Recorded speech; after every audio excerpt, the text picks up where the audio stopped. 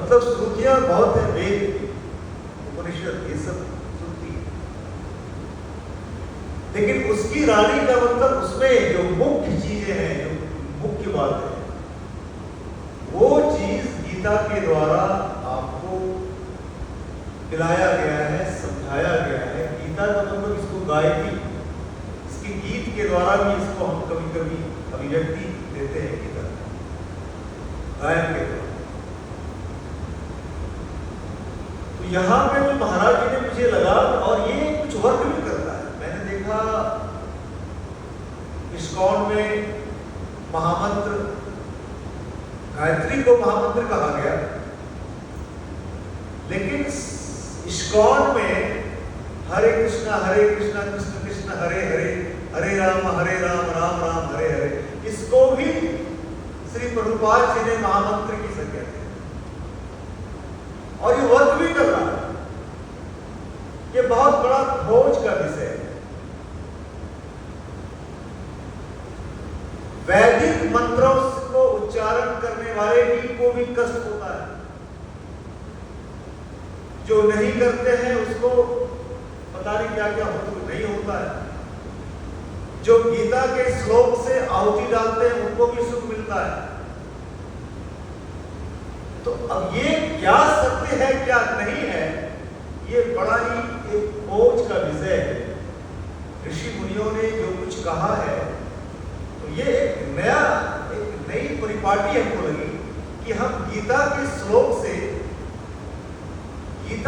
श्लोक निश्चित रूप से ये हमें हमारी रक्षा करें। इसीलिए गीता के 18वें अध्याय में आता है, भगवान कृष्ण ने अर्जुन को समझाया, सर्वधर्मान परित्यज्य मामेकं शरणं व्रज अहं त्वा सर्वपापेभ्यो मोक्षयिष्यामि मा शुचः।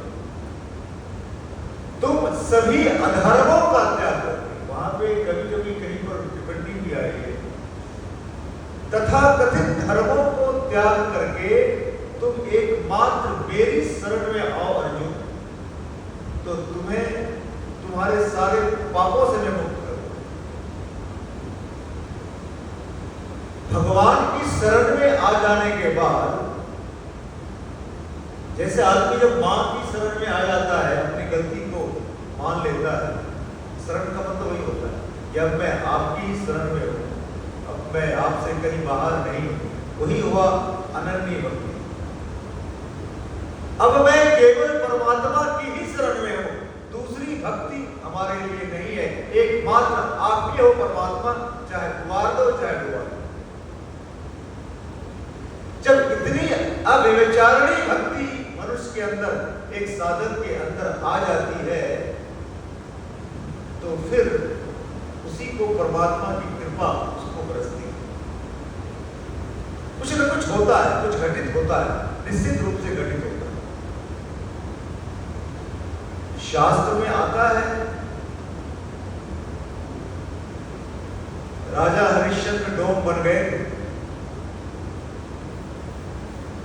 उसकी पत्नी, सब परीक्षा हो गई, परीक्षा भी होती है। विपरीत परिस्थितियां अगर मनुष्य के अंदर आ रही है तो वो हमारी परीक्षा ही है। संत लोग, महात्मा लोग कहते हैं, देखो घबराना मत, ये परीक्षा तुम्हारी हो रही है।